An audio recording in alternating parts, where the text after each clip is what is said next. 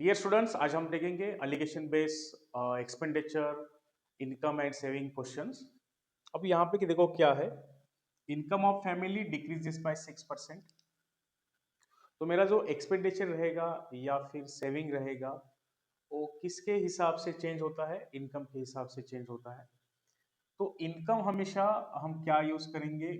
As हमारी main value use करेंगे। जब भी एक्सपेंडिचर सेविंग बेस्ड क्वेश्चन रहते हैं तो वहां पे हम income as mean value consider करेंगे। So income decreases by 6%। जब भी डिक्रीजेस बाय वर्ड रहेगा तो हमें वहां पे निगेटिव साइन देना है। लॉस रहेगा तो हमें निगेटिव साइन देना है। जो भी वैल्यू डिक्रीज होती है वहां पे हमें निगेटिव साइन देना है।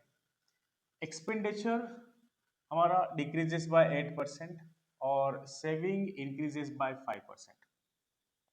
तो जब भी हमको इनकम बेस एलिगेशन यूज करना है तो हम क्या करेंगे? इनकम हमारा मीन वैल्यू रहेगा, बाकी आपकी मर्जी। यहाँ पे आप एक्सपेंडिचर लिखो और यहाँ पे आप सेविंग लिखो, या फिर यहाँ पे सेविंग लिखो, यहाँ पे एक्सपेंडिचर लिखो।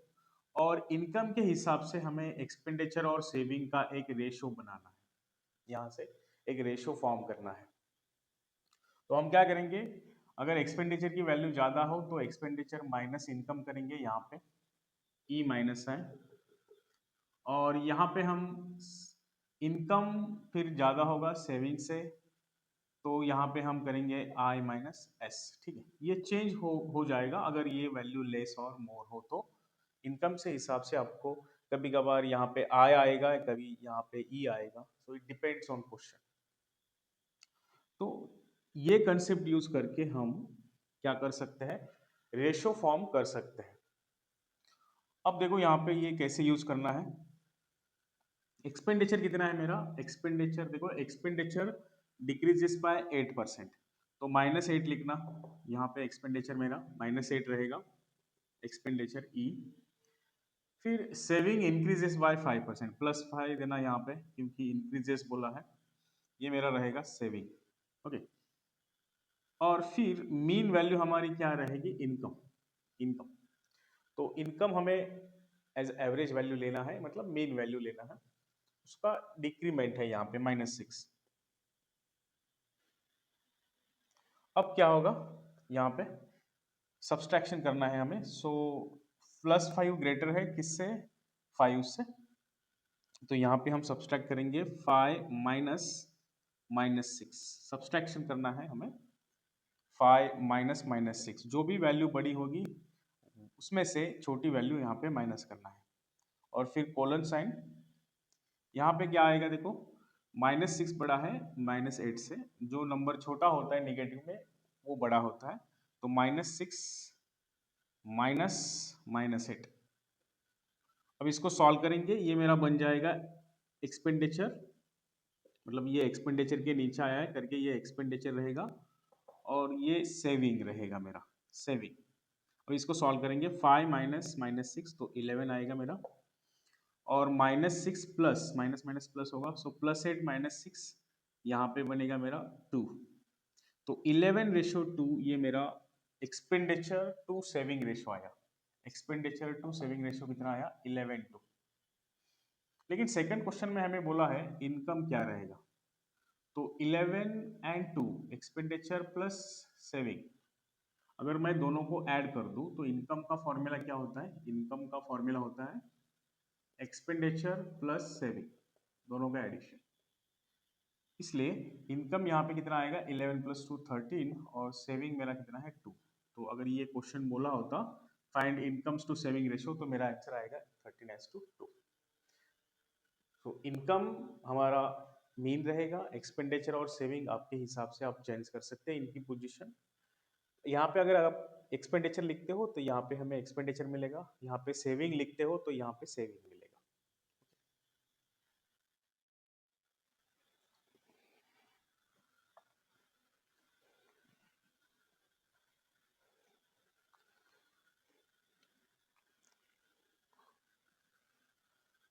Now you know how to use income, expenditure and saving in allocation. Income हमेशा हमारा मीन रहेगा, यहाँ पे आप सेविंग लिख सकते हो या एक्सपेंडिचर लिख सकते हो। मैं यहाँ पे एक्सपेंडिचर लिखता हूँ और यहाँ पे मेरा बनेगा सेविंग। ठीक है, जो भी यहाँ पे दिया है आपको यहाँ अरेंज करना है और फिर सब्सट्रैक्ट करना है, आपको ऐसा क्रॉस सब्सट्रैक्ट करना है। सेविंग माइनस इनकम यहाँ पे लिखना है और हमें मिलेगा क्या, एक्सपेंडिचर। क्योंकि सेविंग और इनकम जो भी यहाँ पे बनेगा, इनकम में से सेविंग माइनस कर दो, जो भी नंबर बड़ा होगा उसके हिसाब से आपको क्या करना है, सब्सट्रैक्ट करना है। और यहाँ पे देखो, अगर मैं सेविंग से इनकम माइनस करता हूँ तो यहाँ पे अब इनकम बड़ा रहेगा एक्सपेंडिचर से। तो यहाँ पे टेंशन मत लेना कि कहाँ से कुछ माइनस करना है, कैसे माइनस करना है, नंबर के हिसाब से आपको सब्सट्रैक्ट करना है। यहाँ पे मैं सीधा लिखता हूँ, अगर मैं एक्सपेंडिचर, इनकम और सेविंग यहाँ पे लिख दूँ तो यहाँ पे मुझे मिलेगा एक्सपेंडिचर, इन दोनों का सब्सट्रैक्शन। और इन दोनों का अगर मैं सब्सट्रैक्ट कर दूँ, इनकम में से एक्सपेंडिचर माइनस कर दूँ, तो मुझे यहाँ मिलेगा सेविंग। ठीक है, मतलब सेविंग के अंडर सेविंग और एक्सपेंडिचर के अंडर एक्सपेंडिचर, ऐसा हमारा यहाँ पे अलाइनमेंट बनेगा अगर आपको चार्ट मेथड यूज करना है एक्सपेंडिचर और इनकम के क्वेश्चंस में। अब यहाँ पे देखो, इनकम जो है मेरा वो है 12%। अब सब वैल्यू इंक्रीज है। अब सब वैल्यू इंक्रीज है मतलब क्या, हर एक जगह प्लस सिंबल रहेगा। अगर इसमें से एक भी डिक्रीजेस बोली होती, से सेविंग अगर डिक्रीज होती तो यहाँ पे माइनस आ जाता है। यहाँ पे इंक्रीजेस बोला है तो हर जगह प्लस सिंबल रहेगा मेरा। पहले तो हम इनकम लिखेंगे यहाँ पे 12%। 12% मेरा इनकम है।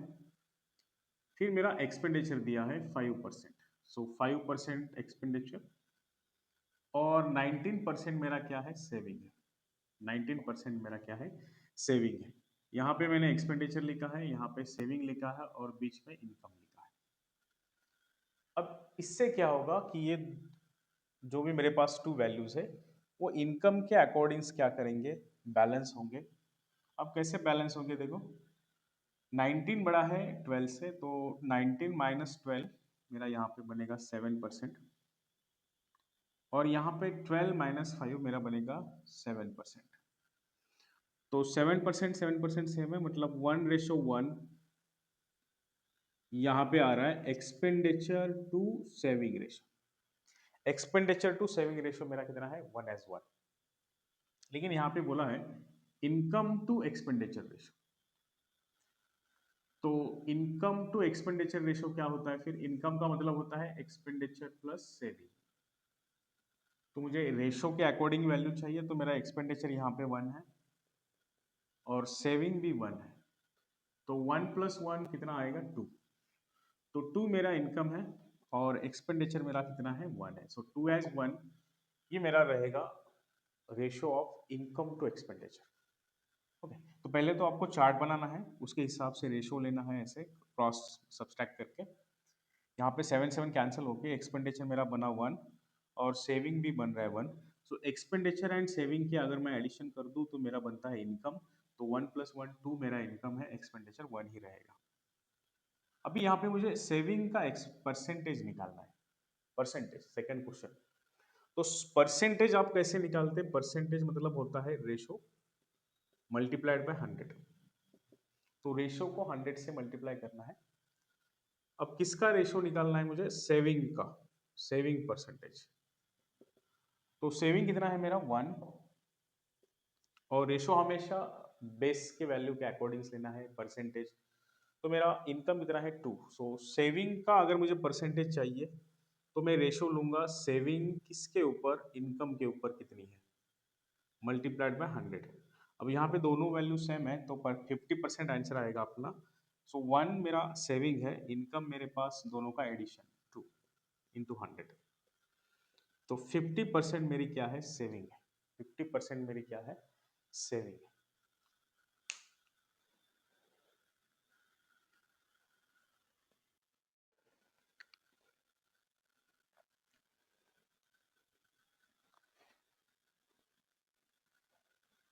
अब इस वाले क्वेश्चन में आपको क्या दिया है, रेशो ऑलरेडी प्रोवाइडेड है। एलिगेशन का रूल ही क्या होता है कि हमें रेशो प्रोवाइड करता है। तो इस क्वेश्चन में हमें लास्ट स्टेप प्रोवाइड किया है यहाँ पे कि एक्सपेंडिचर टू सेविंग का रेशो हमें पता है। मतलब क्या, कि हमें लास्ट स्टेप यहाँ पे मालूम है। अब क्वेश्चन कैसे सॉल्व करते हैं, हमें पता है इनकम, और यहाँ पे हम लिखते हैं एक्सपेंडिचर, यहाँ पे हम लिखते हैं सेविंग, और दोनों का सब्सट्रैक्ट करके यहाँ पे हम लिखते हैं एक्सपेंडिचर, मतलब सब्सट्रैक्शन करके इनकम माइनस सेविंग हमें एक्सपेंडिचर प्रोवाइड करता है, और इनकम माइनस एक्सपेंडिचर कर दूं यहाँ पे तो हमें सेविंग मिलता है। तो याद रखना आपको, ये वाला जो चार्ट है ये एलिगेशन में हमें यूज करना है to get ratio of anything, like expenditure to income, saving to income, या एक्सपेंडिचर टू सेविंग। तो यहाँ पे हमें ratio of expenditure to saving 4:1 provide है, मतलब ये वाला स्टेप मुझे मालूम है 4:1, लेकिन ये उन्होंने दिया हुआ रेशो है, तो हम क्या करेंगे, अपना खुद का एक रेशो कैलकुलेट करेंगे। अब कैसे कैलकुलेट करेंगे, इसका ही हम रेफरेंस लेके, एक्सपेंडिचर क्या है, देखो यहाँ पे इनकम इंक्रीजेस बाय 7% बोला है, एंड एक्सपेंडिचर इंक्रीजेस बाय 8%, तो यहाँ पे हम लिख देंगे 8%। सेविंग मुझे पता नहीं है तो हम लिख देंगे X%, है ना, चेंज इन सेविंग हमें पूछा है यहाँ पे, और इनकम मुझे बोला है 7%, तो यहाँ पे हम लिख देंगे 7%। तो देखो यहाँ पे एक्सपेंडिचर है 8%, सेविंग मेरे पास यहाँ पे दी नहीं है परसेंटेज में, तो हमको कंसिडर करेंगे यहाँ पे X%। इनकम बोला है 7%, यहाँ पे लिखना 7%, और फिर आपको सब्सट्रैक्ट करना है। 8 में से 7 माइनस किया तो 1% यहाँ पे बनेगा, और यहाँ पे देखो 8 में से 7 माइनस हुआ है, मतलब अब मेरा ये वाला वैल्यू कम रहेगा किससे, 7 से, है ना। अगर एक बार 8 माइनस 7 हो गया, मतलब ये वाला ट्रांजैक्शन हो गया, तो आपको ऐसे करना है 7 माइनस एक्स, यहाँ पे लिखना है 7 माइनस एक्स। तो ये मेरा कैलकुलेशन है किसका, एक्सपेंडिचर टू सेविंग का, E/S का कैलकुलेशन, और यहाँ पे है 4:1 का, तो इसको हम बोलते हैं प्रोपोर्शन, है ना। तो ये करस्पॉन्ड्स होगा इसके, तो हम लिखेंगे यहाँ पे 7 माइनस एक्स का रेशो, है ना, 7 माइनस एक्स अपॉन 1 का रेशो इज इक्वल टू 4/1 का रेशो, ये दोनों प्रोपोर्शनली चेंज होंगे, इक्वल रहेंगे। फिर हम इसको क्रॉस मल्टीप्लाई करेंगे, 7 minus x is equal to 4, इसको यहाँ पे ट्रांसफर कर देना, तो 7 minus 4 is equal to x, मतलब एक्स मेरा रहेगा 3%। एक्स कितना रहेगा, 3%, मतलब